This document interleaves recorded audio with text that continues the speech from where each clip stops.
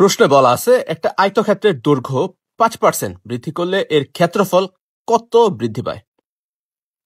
একটা সিম্পল কথা বলি, আয়তক্ষেত্রের দৈর্ঘ্য যত পার্সেন্ট বৃদ্ধি পায় তার ক্ষেত্রফল ঠিক তত পার্সেন্টই বৃদ্ধি পায়।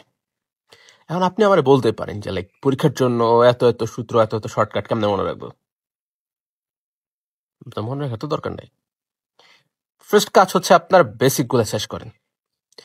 আমি আপনার বেসিক শিখাচ্ছি না, আমি আপনার শর্টকাট শিখাচ্ছি না, আমি বলতেছি আপনি পরীক্ষার হলে কিভাবে সময় বাঁচাইতে পারবেন। কারণ আপনার যদি মনে হয় যে লাইক এত এত এত এত কিছু আপনি কেমনে মনে রাখবেন?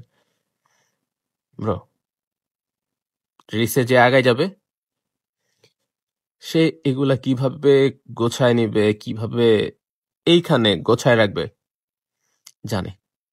সো কমপ্লেইন করতেছেন, দ্যাট মিনস, বুঝতেছেন আপনি কোথায় পড়ে আছেন? আপনি যতক্ষণে কমপ্লেইন করতেছেন ততক্ষণে কেউ আরো 2টা সূত্র শিখে আগায় যাচ্ছে। কমপ্লেইন করলে করেন, আর নয়তো একটু শিখেন। Choice is years.